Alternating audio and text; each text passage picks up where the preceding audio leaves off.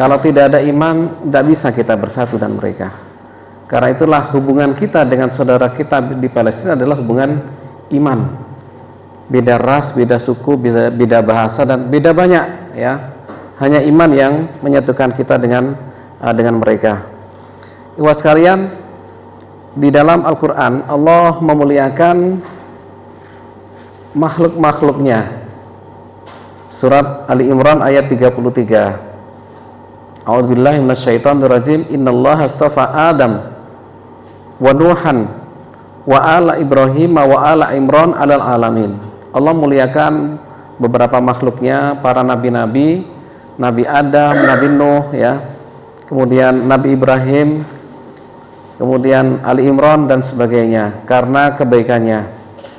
Dan Allah juga memuliakan beberapa tempat di muka bumi ini yang disebutkan di dalam Al-Quran, antaranya adalah Mekah. Inna awwala baiti wudi'a lin-nas lalladzi bi Bakkah. Bakkah itu adalah Mekah, gitu ya. Allah sebutkan langsung. Lalu bagaimana dengan Palestina, Ustaz? Ya. Palestina Allah tidak menyebut secara langsung, tetapi menyebutkan sifat-sifatnya, dan tidak pada hanya satu ayat, tapi ada dalam banyak ayat. Allah sebutkan Palestina adalah sebagai ardun mubarakah. Surat Al-Anbiya 71. A'udzubillahi minasyaitonirrajim. Wa najjaynahu wa Luta ilal ardil lati barakna fiha. Ya. Dan kami selamatkan Ibrahim dan Lut ke sebuah negeri yang kami berkahi.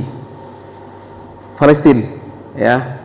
Kami berkahi. Ini adalah tempat yang berkah. Allah menyebut secara langsung sebagai tempat yang penuh dengan keberkahan. Ayat lain, surat Al-Maidah. Ya qaum, udkhulul ardal muqaddasah. Nah, ini dengan bahasa yang lain, ya. Kalau tadi adalah mubarakah, yang di sini adalah al-muqaddasah, yang disucikan. Ya. Jadi tanah suci kita itu tidak hanya Mekah dan Madinah, gitu ya, tapi juga Palestina. Dasarnya apa? Al-Maidah 21. Ya, udkhulul ardal muqaddasata allati kataballahu lakum. Ya. Jadi Allah menyebutkan langsung sebagai tanah suci, loh Pak, gitu ya. Jamaah sekalian, ya, surat Al-Maidah ayat 21. 80 Al-Anbiya 81. Ya, ini juga al-ardul mubarakah. Wa li Sulaiman ar-riha 'asifatan tajri bi amri ilal ardil lati barakna fiha. Oh, ya. Allah sebutkan lagi dengan kata-kata keberkahan, keberkahan, keberkahan. Dan memang itu ke Palestina maksudnya, bukan kemana-mana. Jadi Nabi Ibrahim itu diselamatkan dan berangkat menuju Palestina. Termasuk juga Nabi Sulaiman ketika itu di Palestina, gitu. Lanjut, ya. Oke. Subhanalladzi asra bi 'abdihi lailan minal masjidil haram ilal masjidil aqsa alladzi barakna. Bukan? Ada kata-kata barakna. Jadi negeri yang betul-betul berkali-kali Allah sebutkan itu dengan keberkahan itu adalah Palestina, ya, bukan yang lain. Isra Mi'raj ini adalah ke Palestina.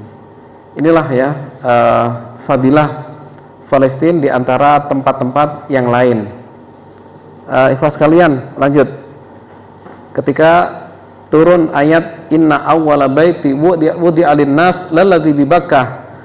Masjid yang pertama kali dibangun adalah Bakkah di Mekah, yaitu Masjidil Haram. Sahabat tanya Abu Dzar, ya Rasulullah, ayu masjidin wudi'a awal.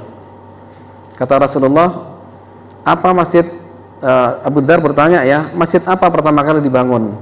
Dijawab Rasulullah adalah Al-Masjidil Haram. Suma'ai, lalu apa lagi setelah itu? Kedua adalah Al-Masjidil Aqsa, ya. Al-Masjidil Aqsa. Masjid yang kedua, ya. Ini ceritanya bagaimana, Ustadz? Ada dua masjid yang mulia ini. Siapa peletak pertama kali?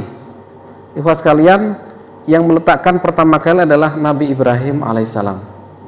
Nabi Ibrahim punya dua istri, ya. Yang pertama adalah Sarah, yang kedua adalah Hajar. Tetapi yang memiliki anak lebih dahulu adalah Hajar. Anaknya namanya Ismail. Lalu dibawa ke Mekah. Di sana dibuatkan sebuah tempat ibadah, yaitu Al-Ka'bah Al-Musyarrafah. Sementara yang Sarah itu masih di Palestina, dibuatkan tempat oleh Nabi Ibrahim, tempat ibadah ya untuk Ishak ya. Yang di Mekah adalah Ibrahim, yang di Palestina adalah Ishak. Maka dibuatkan tempat itu dan disebut dengan Baitul Maqdis ya, rumah yang suci ya. Itu Nabi Ibrahim ya. Jadi ketika punya dua anak ini dibikinkan tempat ibadah. Kalau antum punya anak dibuatkan tempat apa kira-kira?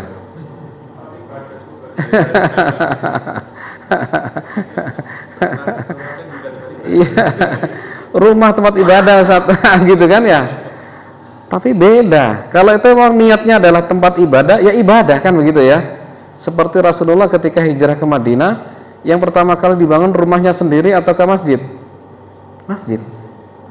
Ya. Ini beda orientasi kan begitu Pak ya. Beda orientasi. Orientasi Nabi Ibrahim adalah untuk ibadah. Rasulullah juga sama untuk ibadah begitu ya. Sehingga memang betul-betul masjid tempat ibadah itu adalah nomor satu ya gitu ya. Sebelum rumah sendiri. Waktu itu Nabi Ibrahim tidak berpikir nanti tinggal di mana kan begitu ya. Yang terpenting adalah nanti ibadahnya di sini nih. Nah, gitu. Jadi yang pertama dibangun adalah Ka'bah dahulu, kemudian Al-Masjidil Aqsa gitu ya. Ikhwas sekalian, itu ya dalam hadis itu. Negeri para rasul, bahwa dalam sebuah hadis disebutkan bahwa tidak ada nabi yang tidak pernah datang ke Masjidil Aqsa gitu ya. Disebutkan bahwasanya datang berdiri dan ibadah kecuali dia pernah ke Masjidil Aqsa untuk ibadah gitu. Termasuk Rasulullah pernah ke sana. Dan nabi-nabi yang lain juga sama. Nabi Ibrahim yang membangun dahulu, lalu dibangun kemudian oleh Yakub ya.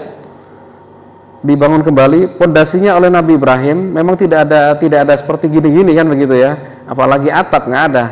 Tapi pondasi itu sudah ada. Lalu kemudian dibangun kembali oleh Yakub, dan dari keturunan Yakub inilah ikhwas kalian, kemudian mereka itulah muncul namanya Bani Israel. Jadi Bani Israel adalah anak cucu Yakub yang memiliki 12 anaknya, itu ada 12 orang. Satu diantaranya adalah Yusuf alaihissalam, adiknya lagi Binyamin, nah gitu ya. Dan nama-namanya ada ya di dalam kitab-kitab siyar ya, dalam kitab sejarah Islam. Wah sekalian, Bani Israel itu adalah dinisbatkan kepada anak keturunan Nabi Yakub. Jadi orang tuanya Yusuf ya. Nah, dari antara mereka anak-anak keturunannya itu ya, mereka kemudian memiliki cucu-cucu kan begitu ya, keturunan ke bawah terus gitu, dan tinggalnya di Palestina. Di Palestina. Ada suatu momen tidak disebutkan dalam sejarah, mereka kemudian pindah ke Mesir. Yang pindah pertama kali ke Mesir adalah Yusuf kan, menjadi perdana menteri atau menjadi menteri di sana, lalu menjadi raja di Mesir. Maka saudara-saudara juga ikut ke Mesir ya. Persoalannya adalah ketika sudah di Mesir dan turun-temurun gitu ya, pada masa Fir'aun gitu ya. Ya, pada masa Musa, maaf ya. Pada Musa Fir'aun ya. Itu kaum Bani Israel sangat dilecehkan oleh Fir'aun. Direndahkan oleh Fir'aun, ditindas oleh Fir'aun. Maka sejak itulah ikhwas kalian, Bani Israel ini bersama dengan Nabi Musa. Nabi Musa ngemong Bani Israel ya. Kalau tadi pada masa Yusuf ya, Yakub, keluarganya dan sebagainya, pada masa Yusuf terus ke bawah sampai pada Nabi Musa alaihissalam. Nabi Musa ngomong Bani Israel ya, diajak mereka untuk beriman kepada Allah dan diselamatkan dari Fir'aun. Wa najjaynahu min ali Fir'aun ya, dan kami selamatkan kalian dari Fir'aun ya. Oke. Jadi Palestina adalah Ardul Anbiya, yaitu bumi para nabi-nabi. Semua nabi pernah ke sana. Apalagi Nabi Isa kan ya. Ya lahirnya di Palestina. Kemuliaan negeri Syam. Negeri Syam ini intinya adalah di Palestina. Syam itu meliputi beberapa negara. Antara adalah Yordan. Kan itu luas ya. Yordan, Suriah itu bagian dari Syam, dan Palestina adalah intinya. Dalam sebuah hadis disebutkan, aduhai betapa mulianya Syam. Negeri itu adalah negeri yang diberkahi. Maksudnya adalah Palestina. Sesungguhnya para malaikat membentangkan sayap mereka di atas negeri Syam. Ini ada di dalam hadis Arba'in yang tentang Palestina itu. Ya. Mendoakan kebaikan untuk para penduduk Syam. Sesungguhnya tidak ada nabi kecuali pernah berdiri dan berdoa di negeri Syam. Maksudnya adalah di Baitul Maqdis. Ya. Inilah negeri Syam. Kita ingat dengan surat At-Tin ya, Wat-tini waz-zaitun wa turi sinin wa hadzal baladil amin. Wat-tini waz-zaitun itu di dalam tafsirnya adalah Palestina. Wa turi sinin Mesir ya. Wa hadzal baladil amin, dan negeri ini adalah Mekah Al-Mukarramah. Jadi ada 3 wilayah yang Allah sebutkan di dalam ayat itu ya, yang itu menunjukkan bahwa itulah nantinya menjadi tempat tumbuhnya agama-agama yang sangat berpengaruh di dunia gitu ya. Yang pertama adalah Palestina. Ini adalah tempat dakwahnya Nabi Isa alaihissalam. Nanti sampai pada Yahudi. Jadi ini masih Bani Israel ya, belum sampai pada Yahudi ya.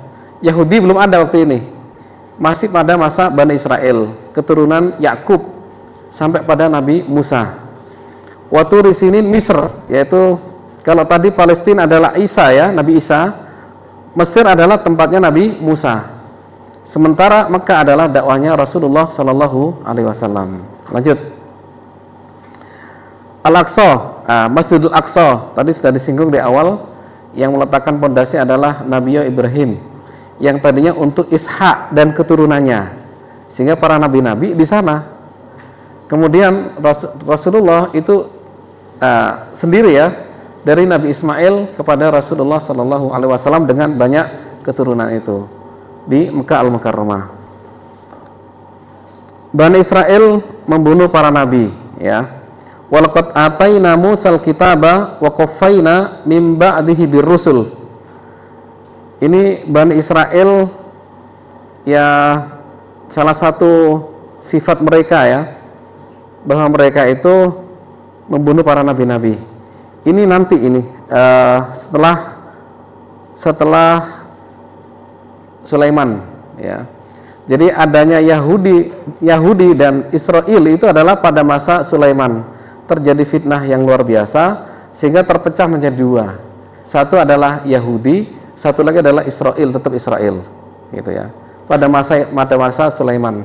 Terus ke bawah sampai pada masa Isa alaihissalam, itu yang masih lurus adalah Israel, Bani Israel. Sementara yang Yahud gitu ya, mereka inilah yang membunuh para nabi-nabi itu. Disebutkan ada 70 nabi yang dibunuh oleh orang-orang Yahudi itu. Di antaranya adalah Zakaria. Ya, ketika dalam sebuah riwayat ya dibunuh ya. Lalu kemudian digergaji ya. Kemudian Yahya itu dipenggal lehernya. Dan masih ada nabi-nabi yang lain yang dibunuh oleh dari orang-orang Yahudi ya. Ini adalah setelah Nabi Sulaiman ya. Oke. Ajakan Nabi Musa, ini masih pada eranya Musa, masih Bani Israel ya. Ya qaum udkhulul ardal muqaddasatal lati kataballahu lakum. Wahai kaumku Bani Israel ya, masuklah kalian ke dalam negeri yang disucikan, yang telah Allah tuliskan untuk kalian. Wala tartaddu ala adbarikum fatanqalibu khasirin. Jangan kalian bangkang, karena kalau kalian bangkang kalian pasti akan menyesal akan selama-lamanya. Al-Maidah ayat 21. Bagaimana respon mereka? Ini respon mereka nih, Bani Israel ya. Ya. Qalu ya Musa inna fiha qauman jabbarin. Ya, wahai Musa, sesungguhnya di dalam Palestina itu ada qauman jabbarin. Ini panggilan ya Musa, ini kurang etis ini sebenarnya ya. Kepada nabinya itu tidak mengatakan ya Nabi Allah, kan begitu ya. Kalau para sahabat memanggil Rasulullah ya Rasulullah gitu ya. Ya Nabi Allah, kan begitu ya. Kalau mereka nggak langsung namanya gitu ya. Ya Musa. Memang ya begitulah etikanya orang ya Bani Israel ya. Ya Musa inna fiha qauman jabbarin. Di dalamnya itu ada kaum yang mereka orang-orang perkasa, orang-orang kuat-kuat. Jadi penakut mereka ini, Pak. Nggak berani berhadapan dengan orang-orang yang ada di dalam Palestina itu. Siapa Jabbarin? Disebutkan dalam beberapa tafsir bahwa Jabbarinya di situ adalah keturunan Kan'an. Jadi pak cucu dan cicitnya Nabi Nuh alaihissalam yang tinggal di Palestina. Itu kauman Jabbarin. Jadi memang sangat terkenal kegagahan orang-orang Palestina sampai Bani Israel sendiri takut gitu ya. Nampaknya terus sampai sekarang ini orang-orang Israel itu sebenarnya mereka itu takut kepada orang Palestina. Mereka itu mengandalkan alat-alat dan senjata sebenarnya. Kemana-mana bawa pistol, ya kan ya? Itu takut mereka. Takut apa? Takut mati kan begitu. Sementara orang Palestina nggak pernah takut mati. Mati siap mereka. Gitu. Inilah ketakutan yang ada pada diri orang-orang Israel sekarang ini. Ya. Qauman jabbarina wa inna lan nadkhulaha hatta yakhruju minha. Kami tidak akan masuk ke Palestina kecuali mereka harus keluar. Nah, jadi ditunggu dulu nih. Nggak mau berjihad ya, tapi maunya nunggu aja nih. Kita nggak masuk kecuali mereka harus keluar dulu. Itu artinya apa? Mereka tidak mau hidup berdampingan dengan orang-orang di Palestina. Maunya sendirian, gitu ya. Eksklusif. Nah ini ya, ini nggak boleh nih. Ya, jadi kita harus punya sifat yang siap bergaul dengan siapa saja, kaum mana saja, dari wilayah mana saja. Toh kita juga nggak pernah berpesan menjadi suku Jawa kan ya. Kalau kita lahir dari suku Arab gitu kan nggak masalah kan, gitu. Atau dari Eropa kan nggak masalah. Kita nggak pernah pesan jadi orang Jawa ini. Maka kita harus siap untuk hidup berdampingan dengan wilayah-wilayah yang lain. Bani Israel nggak mau mereka. Lan nadkhulha fiha hatta yakhruju minha. Fa yakhruju minha fa inna dakhilun. Kalau mereka sudah keluar, kami akan masuk. Al-Maidah ayat 22. Ini sifat Bani Israel ya, yang tidak mau berdampingan dengan orang lain. Respon yang lain ini ya, Bani Israel. Qalu ya Musa. Ini sudah tadi ya. Oh ya, ini beda lagi nih. Beda lagi responnya nih. Inna lan nadkhulaha abada madamu fiha. Kami tidak akan masuk ke Palestina ya selama-lamanya. Fadhhab anta wa rabbuka faqatila. Pergilah kamu dan Tuhanmu. Nah, ini kan melecehkan ya Nabi Musa itu. Disuruh masuk ke Palestina, tetapi mereka justru tidak mau masuk, bahkan mengatakan, Musa, masuk aja lah kamu dan Tuhanmu. Ya, inna hahuna qa'idun. Kami di sini aja, udah duduk-duduk aja nih gitu. Ini kemalasan orang-orang Bani Israel tidak mau berjuang ya dalam hidupnya itu. Maka Allah marah kepada mereka dan Allah berikan hukuman kepada Bani Israel ya. Apa itu? Ada dalam surat Maidah ayat 26. Qala fa innaha muharramatun alaihim arba'ina sanah. Maka Palestina itu haram bagi kalian. Nah, gitu ya. Diharamkan atas orang Bani Israel selama 40 tahun, arba'ina sanah. Yatihuna fil ard, mereka terombang-ambing di muka bumi ini. Bingung, ya. Enggak jelas hidupnya. Enggak boleh masuk ke wilayah Palestina. Fala ta'sa 'alal qaumil fasikin. Maka janganlah engkau Musa bersedih memikirkan nasib orang-orang yang fasik itu.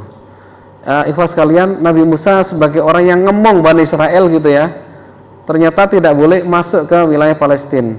Dan memang sedih sih kan gitu ya, Kenapa nggak boleh masuk? Ya. Padahal ya sebelumnya kalau sekedar hanya kunjungan aja kan masuk kan gitu ya. Tapi ini masalah membawa kaum nih, nggak boleh masuk waktu itu. Sampai kemudian akhirnya Nabi Musa semakin tua dan dia berharap kepada Allah agar didekatkan ke Palestina. Begitu dia posisi di dekat Palestina, pas di pintu ya, pintu gerbangnya Palestina, Nabi Musa meninggal dunia.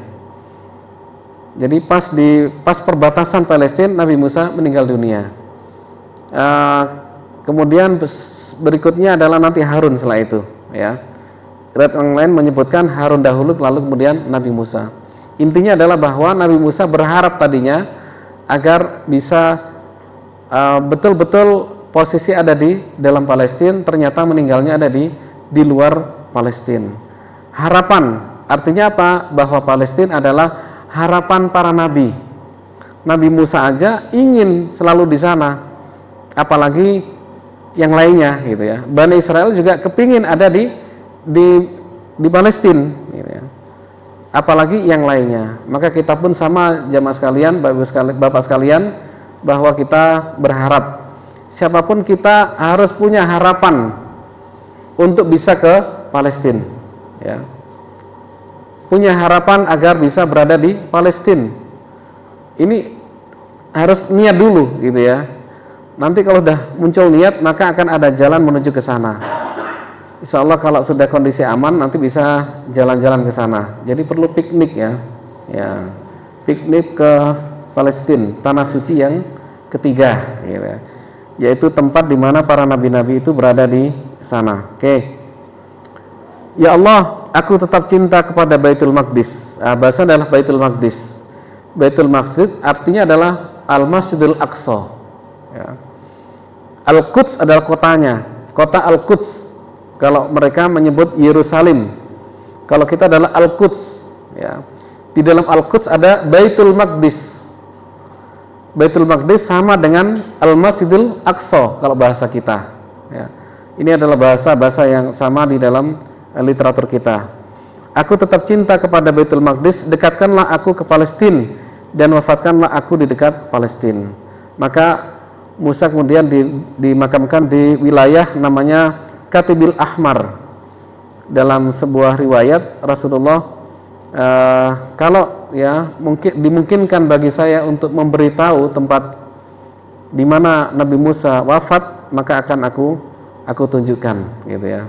Tetapi ternyata belum sampai ya Rasulullah menunjukkan tempat itu. Nabi Musa akhirnya tidak bisa masuk ya. Kemudian Harun juga meninggal dunia, sudah gak ada, maka dilanjutkan oleh Yusha bin Nun. Yusha bin Nun ini adalah muridnya Nabi Musa yang pernah ikut bersama Nabi Musa menemui Nabi Khidir ya. Nabi Khidir itu ada di Al-Quran ceritanya ya. Di dalam ya kasus masalah Nabi Khidir itu ada di Al-Quran. Jadi itu bukan cerita fisik ya, bukan fiktif, tapi adalah sebuah kenyataan. Kalau Nabi Khidir itu memang ada ya. Wa idh qala Musa, dan ketika Musa berkata kepada pembantunya Yusha bin Nun ya, berkata kepada Nabi Yusha bin Nun, aku akan terus berjalan mencari Nabi Khidir ya, atau aku harus berjalan terus gitu ya. Dia ingin terus berjalan ke Majma' al-Bahrain. Kalau tidak ketemu akan saya cari terus sampai ketemu. Nah, begitu ya. Itu semangatnya Nabi Musa untuk menemui Nabi Khidir. Ada di Al-Qur'an ya. Oke, lanjut. Ini Yusha bin Nun ya. Yusha bin Nun ini adalah muridnya Nabi Musa alaihissalam. Akhirnya mengajak Bani Israel untuk masuk ke Palestina. Dan berjuang dengan sekuat tenaga, akhirnya Yusha bin Nun berhasil untuk masuk ke Palestina ya. Wa idh qulna dkhulu hadhil qaryata fakulu minha haitsu syi'tum rawada wadkhulul baba sujada. Syaratnya adalah bahwa ketika Anda masuk Palestina, nanti begitu masuk Anda harus menunduk kepada Allah. Nunduk itu artinya adalah tunduk ya, ketaatan kepada Allah. Wa qulu hittatun. Hittatun artinya adalah hittah ya, maghfirah. Hittah ya maghfirah.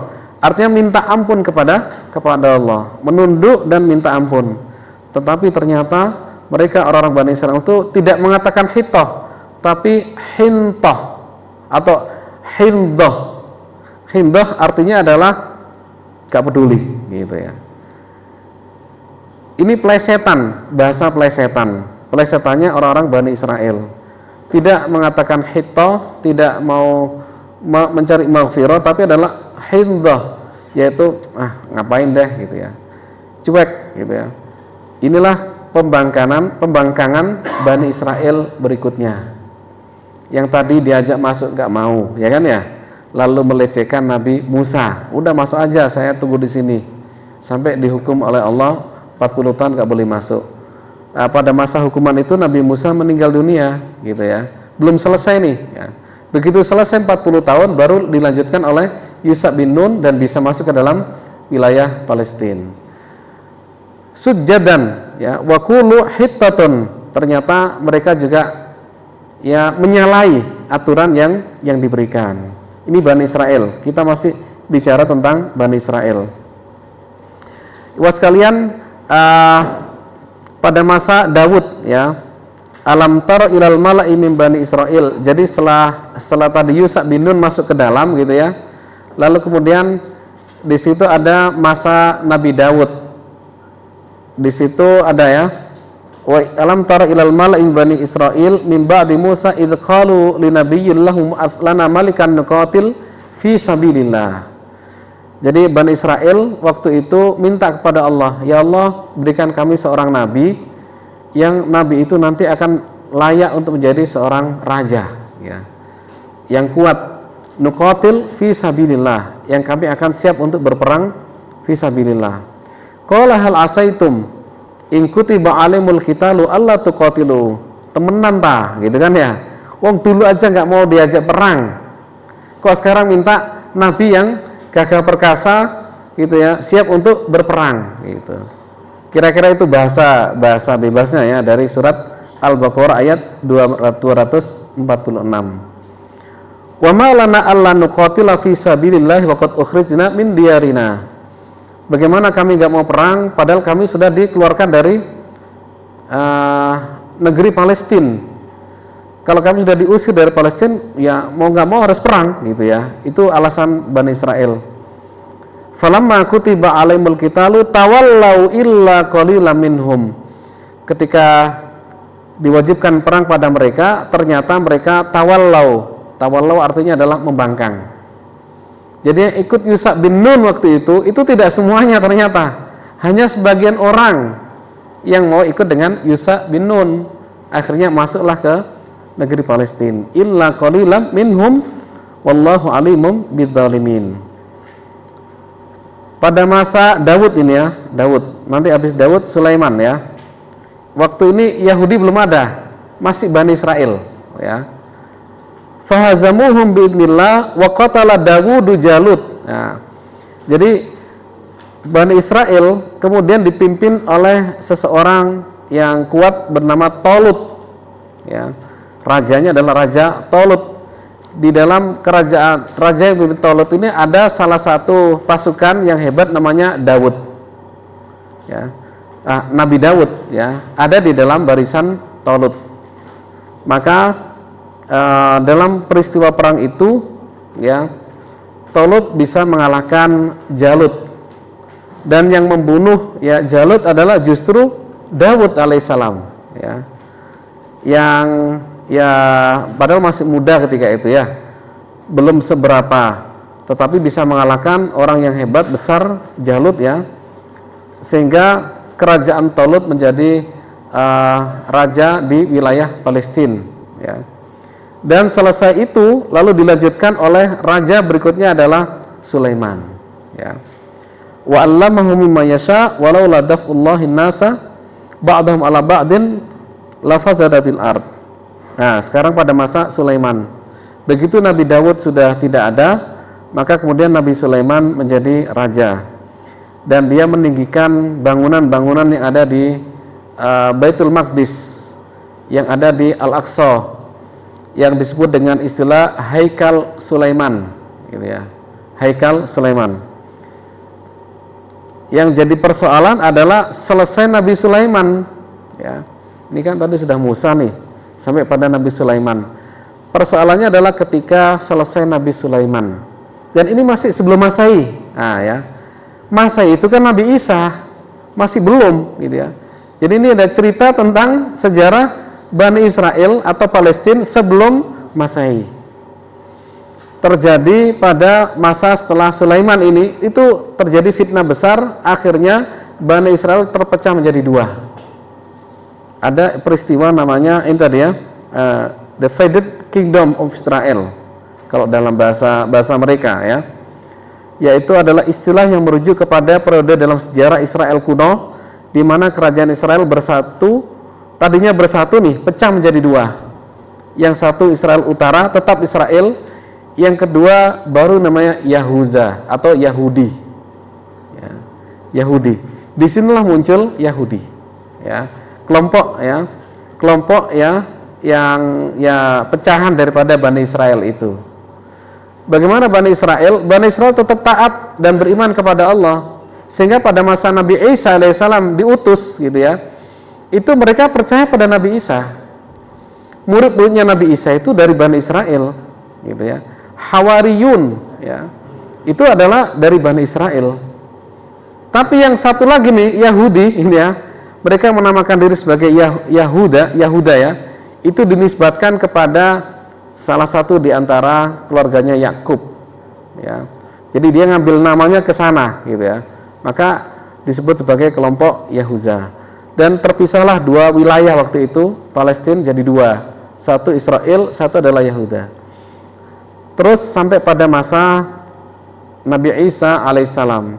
Yang Israel ini masih baik, ya, Bani Israel ini ya. Yang Yahudi ini justru mereka membunuh para nabi-nabi. Sehingga ada Nabi Zakaria di sana, ada Nabi Yahya setelah itu dibunuh oleh mereka, ya. Dan nabi-nabi yang lainnya disebutkan ada 70 nabi yang dibunuh oleh Yahudi, ya.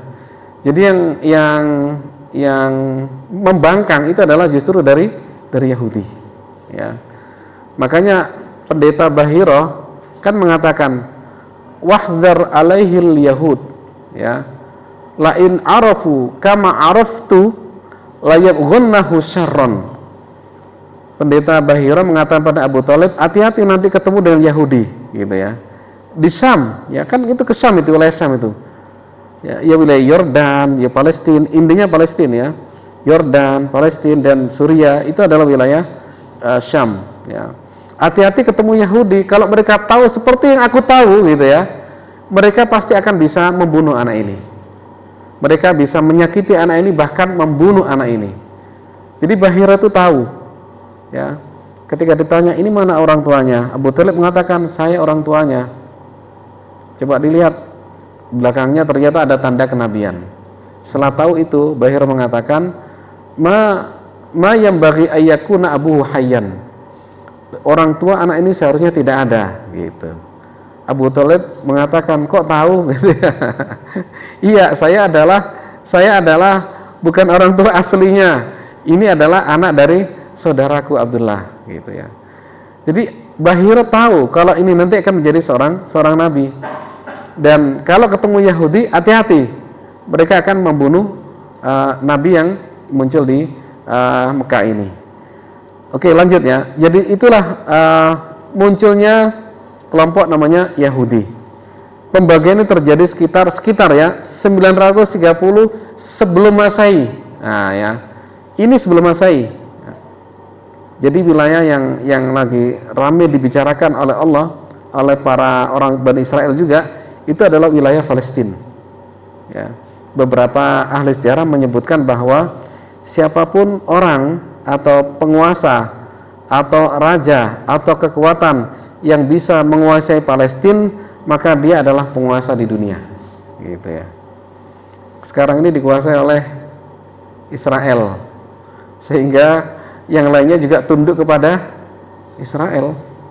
Jadi kenapa Yordan tidak membuka perbatasan? Ya karena terikat, tersandra oleh kesepakatan dengan Israel, gitu ya. Sama dengan Mesir, tadinya kan tidak dibuka itu, lama nggak dibuka, gitu ya. Ya Mesir, ada Yordan, ada Lebanon, padahal mereka sudah siap untuk masuk itu, ya, termasuk Iran juga kepingin masuk itu. Itu mereka rata-rata kepala negaranya tersandra oleh kesepakatan dengan Israel. Kalau tidak mau tunduk, masalah, gitu ya. Banyak hal yang memang masih bergantung kepada Israel, termasuk Amerika, ya. Banyak teknologinya itu masih bersandar kepada orang-orang atau pemerintahan di Israel, karena mereka menguasai itu, ya. Makanya kita berharap bagaimana Israel ini ya harus dikalahkan, gitu ya. Dan nantinya suatu ketika pasti akan kalah, ya. Dalam sebuah riwayat disebutkan nanti Dajjal kan muncul, ya, dan akan matinya juga di sana, namanya Babul Lut, ya, Babul Lut, dan itu ada di Al-Quds, ada di Yerusalem, sebuah tempat di mana terbunuhnya Dajjal adalah di Babul Lut. Ini di akhir zaman, ya, di akhir zaman. Betul-betul yang diceritakan dalam hadis, dalam banyak hal, itu adalah wilayah Palestina dan sekitarnya. Bayangkan, Palestina dan sekitarnya. Sampai akhir zaman itu adalah di Palestina, jemaah sekalian. Ya. Ya Allah, itu adalah sebuah wilayah yang betul-betul menjadi poros, ya, bagi dunia. Pembagian ini 930 tahun sebelum Masehi, ya, setelah kematian Raja Sulaiman. Nah, ini adalah nabi-nabi, ya. Yang berikutnya tadi ada Musa, Harun, ya, sudah meninggal dunia, muncul Nabi Dawud, lalu setelah itu Sulaiman, ada Ilyasa, Yunus, Zakaria, Yahya, sampailah kepada Nabi Isa alaihissalam. Ya. Oke, ikhwas sekalian, jadi Bani Israel itu terpecah, ada Yahudi itu pada masa setelah Nabi Sulaiman, sebelum Masehi, ya, jauh sebelum Masehi. Rasulullah menyebutkan ada 4 raja yang sangat berpengaruh di dunia. Dari 4 raja ini hadisnya fima makna ini, ya, fima makna. Jadi ada 2 dari 4 raja ini, 2 yang berpengaruh di antara orang yang beriman, yang 2 ini, yang 2 lagi adalah yang tidak beriman kepada Allah. 2 yang beriman adalah Sulaiman dan Zulkarnain, dan 2 lagi yang tidak beriman adalah Namrud dan Nebukadnezar, ya. Ini adalah raja di wilayah Irak, disebutkan sebagai raja di Babilonia. Raja ini, Nebukadnezar ini, ya, dieja Nebukadnezar, ya, ejaannya itu Nebukadnezar. Ini adalah raja yang sangat kuat, dan dia bermimpi kalau yang bermasalah itu adalah orang-orang Palestina dalam mimpinya itu. Intinya itu, inti dalam sebuah mimpinya itu. Maka dia siapkan sebuah pasukan yang sangat besar, 30.000, ya. Para era ketika itu sudah sangat banyak sekali. Lalu mengepung Palestina sampai 3 bulan, sampai tidak ada makan, tidak ada minum di Palestina itu, sampai kemudian dihabisi semuanya, diratakan dengan tanah. Jadi bangunan-bangunan itu semuanya dirusak oleh raja yang keempat ini. Termasuk orang-orang Israel, ya, Yahudi itu juga sama. Mereka itu terusir dari sana, jemaah sekalian. Ini sebelum Masehi, ya, 6 sebelum Masehi. Sehingga mereka kocar-kacir dan pergi kemana-mana, menyebar ke seluruh dunia. Nah, penguasa Palestina setelah Babilonia, lalu kemudian dikuasai oleh Yunani. Setelah Yunani kemudian Romawi. Romawi ini Romawi Timur, ya, Turki waktu itu, dengan bahasa lain adalah Bizantium. Jadi Bizantium itu adalah Romawi Timur, pusatnya di Turki, ya. Itu Nasrani, dan itu menguasai wilayah Palestina. Nah, gitu, ceritanya begitu. Ikhwas sekalian, ternyata pada masa Umar bin Khattab, ya, pada masa futuhat yang membawa pasukan ke sana adalah Sa'ad bin Abi Waqqas. Waktu itu Palestina sudah dikepung ya cukup lama. Akhirnya mereka juga ya istislam lah. Ya mereka sudahlah, kita nggak ingin perang lah kan gitu ya. Karena kami tahu bahwasanya Anda adalah orang-orang yang baik gitu. Tetapi kami ingin bahwasanya yang menerima pintu gerbang ini adalah pemimpin kalian. Maka dimintalah Umar bin Khattab waktu itu sebagai khalifah untuk datang ke Palestina. Jadi Abu Bakar itu sudah kepingin jamaah sekalian, tetapi belum keturutan ya. Karena keburu sudah meninggal dunia. Yang keturutan misalnya adalah Umar bin Khattab untuk mengambil kunci itu. Maka diminta dia datang ya dengan naik bigol. Bigol itu antara kuda dan keledai. Kalau kuda kan besar ya dan kuat. Kalau keledai itu kecil dan dia hanya dipakai untuk kerja ke pasar dan sebagainya, tidak untuk perang. Keledai. Nah, bigol ini adalah antara kuda dan keledai. Sehingga memang kalau kendaraan ya yang menengah lah kan begitu ya, tidak terlalu baik-baik amat kan itu. Orang-orang Palestina juga kaget, ini pemimpinnya pakai bigol ke sana gitu ya, tidak pakai kuda gitu. Tapi ternyata mereka justru merasa tenang. Ternyata bahwa pemimpin kalian adalah pemimpin yang sederhana, tidak sombong, tidak terlalu wah dan sebagainya, dan diserahkan kepada Umar bin Khattab radhiyallahu anhu. Dan Umar bin Khattab ketika mendapatkan kunci itu, dia kumpulkan orang-orang di Palestina itu, di sekitar Al-Quds. Dia khutbah pada mereka tentang dua hal. Yang pertama adalah bahwa kepada mereka, kepada orang-orang di Palestina ya, yang kebanyakan adalah Nasrani. Kan Bizantium ya, Romawi Timur adalah agamanya adalah Nasrani. Umar bin Khattab mengatakan idhabu fa'antumut tulaqa. Ini persis seperti ketika Nabi menguasai kota Mekah. Ya. Itu pesannya adalah idhabu fa'antumut tulaqa. Pergilah kalian bebas. Kalian bebas, kalian tidak menjadi sandera, kalian tidak menjadi budak gitu ya. Wanita kalian juga bebas, semuanya bebas. Ya, tidak ada apapun untuk kalian. Ya, kalian semuanya adalah bebas. Ini dirasakan sesuatu yang sangat menyenangkan orang-orang Nasrani, sehingga banyak orang Nasrani waktu itu masuk ke dalam Islam. Ya. Pesan pertama itu Umar bin Khattab ketika di sana. Yang kedua adalah Umar bin Khattab berpesan bahwa ardu Palestina hiya al-ardu al-mauqufah, bahwa Palestina ini adalah bumi al-mauqufah, tanah wakaf yang Allah amanahkan untuk kalian umat Islam. Karena itulah maka jaga Palestina ini, tidak bisa dijual belikan gitu ya. Tidak, namanya wakaf kan, nggak boleh dijual belikan, hanya untuk orang Palestina kan begitu kan ya. Yang lainnya tidaklah ya. Ini adalah amanah yang diserahkan kepada umat Islam. Itu pesan Umar bin Khattab kepada kaum muslimin. Jadi setelah dia pesan pada orang-orang non muslim ketika itu, lalu dia ngomong kepada umat Islam bahwa ini adalah ini bahasa pertama kali muncul tanah wakaf itu adalah pada masa Umar bin Khattab radhiyallahu anhu. Oke. Bapak sekalian, dan mereka orang-orang Bizantium itu menarik. Dia mengatakan bahwa kami bersama kalian itu lebih enjoy, lebih enak daripada atasan kami di Bizantium atau di Romawi Timur gitu ya. Mereka orangnya banyak menekan, banyak ini dan itu, tidak adil dan sebagainya. Ternyata dengan kalian kami lebih enak dan kami merasa aman dengan kalian gitu. Ini yang dirasakan oleh orang-orang yang Nasrani yang ada di Palestina ketika itu.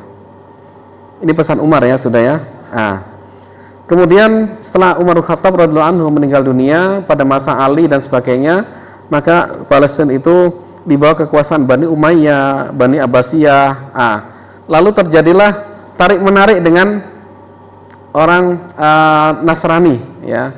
Dalam peristiwa namanya perang salib. Perang salib ini berkali-kali ini, enggak sekali ya. Sampai 7 kali, 8 kali kejadian perang salib ini. Jadi betul-betul tarik menarik gitu ya, dikuasai oleh umat Islam, lalu mereka orang-orang Nasrani. Setelah itu orang Islam lagi, setelah itu mereka lagi, setelah itu Islam lagi, setelah itu terus begitu ya. Ada Salahuddin Al-Ayyubi yang waktu itu membebaskan Al-Aqsa, ya, Palestina. Kemudian setelah itu Mongol hanya beberapa tahun, tidak lebih dari 10 tahun, Mongol menguasai sana, lalu kemudian dikuasai kembali oleh Saifuddin Qutuz. Saifuddin Qutuz ini tadinya adalah juga orang Mesir, ya, Mesir, yang tadinya adalah orang biasa, bukan orang-orang yang terkenal lah gitu ya. Ternyata menjadi seorang kepala negara atau raja di sana. Ya, disebutkan bahwa dia adalah mantan budak gitu ya. Lalu kemudian menjadi seorang raja, dan namanya orang yang sudah biasa jadi budak gitu ya, sudah biasa hidup susah gitu ya, maka menghadapi yang susah-susah itu biasa dia. Dan ketika berhadapan dengan orang Mongol, biasa dia gitu. Akhirnya bisa menguasai kembali Masjidil Aqsa. Lalu kemudian Sultan Salim II pada masa Utsmani, dan yang terakhir adalah Sultan Hamid II, yang kemudian terus ke bawah sampai pada masa Inggris datang ke sana gitu ya. Setelah Inggris datang ke sana, lalu Israel datang ke sana. Yang kemudian Israel datang ke sana memproklamirkan sebuah kemerdekaan bangsa mereka. Jadi ada Israel, ada Bani Israel, ini beda ya. Kalau Israel itu nama negara.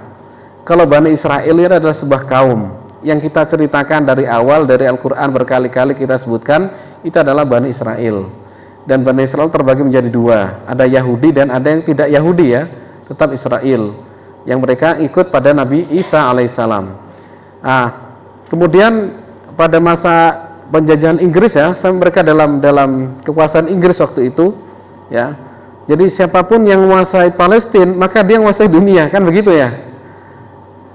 Inggris menguasai Palestina waktu itu, sehingga betul-betul luar biasa Inggris ya. Saya bahasa aja dipakai di mana-mana, nomor 1 di dunia.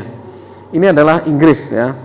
Lalu ada sebuah gerakan orang-orang Yahudi, ini Yahudi ya, yang kita tahu bahwasanya Yahudi itu mereka membunuh para nabi-nabi nih.